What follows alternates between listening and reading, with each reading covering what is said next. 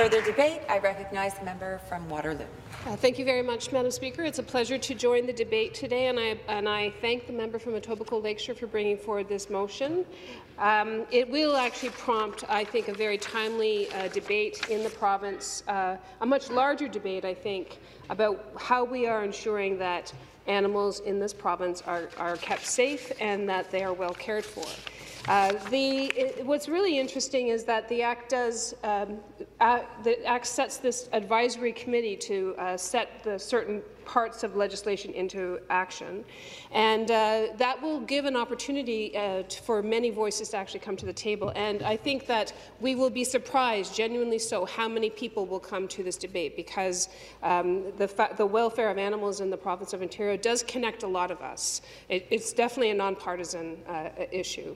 But there are some gaps that I do want to bring to the attention of the members, so that going forward we can ensure that if we're going to build something, we build it right, and that we do it the right way at the first time. Because in 2017 alone, over 1,200 cats and dogs were removed from harmful environments by the PCA, and over 500 provincial charges were laid in relation to cruelty towards animals.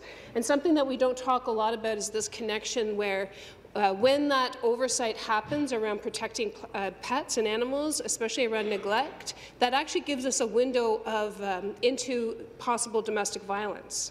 And this actually is a very important. This is how eyes get into some of those situations and action follows through. Because, as has already been pointed out, if people are willing to be harmful and violent towards animals, they often are also in the same situation to their spouse and their children. And so this issue is actually, we're talking about animals and the welfare of animals, but we're actually talking about, society as a whole, I have to say. Animals kept in puppy mills are neglected. They're put in unsafe, cruel, and unsanitary conditions without adequate veterinary care, food, water, or socialization. Anybody who is aware of this situation and has the opportunity to do something about it, I think it is incumbent on us to actually take action. And so I'm hoping that this advisory committee actually leads to a greater protective oversight mechanism, which this province does need. We are supportive of this motion. I do want to let the member know about this. But what the member from Beaches also mentioned is that the government needs to address the issue of breed-specific legislation, and there is no reason why pit bulls should be banned in Ontario. It is discriminatory and it is wrong. And the former member from Parkdale High Park, Sherry DeNovo, tabled a bill to end breed-specific legislation. It was defeated in this House. And so we have to overcome some of the stereotypes of certain breeds. As the member has pointed out, it speaks to the quality of the owner in many issues. So in order to ensure that Ontario is a safe place for all kinds of pets, I urge this government to look into this discriminatory practice.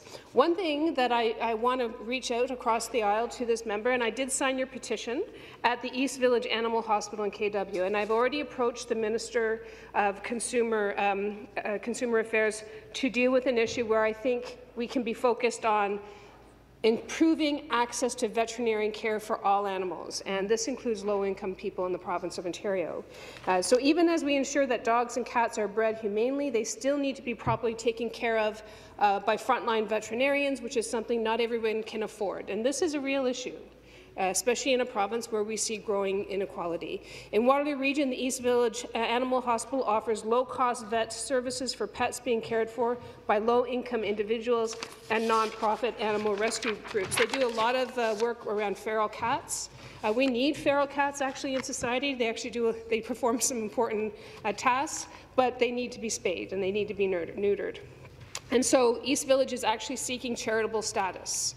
If they get charitable status, they can actually open their doors for more low-income pet owners, including seniors, including those who actually should have the benefit of having a pet, because this is something that we know helps with mental health as well across the province. So there is a solution that will not financially impact the province. It's just the right thing to do, and there's no red tape even included in that, Madam Speaker.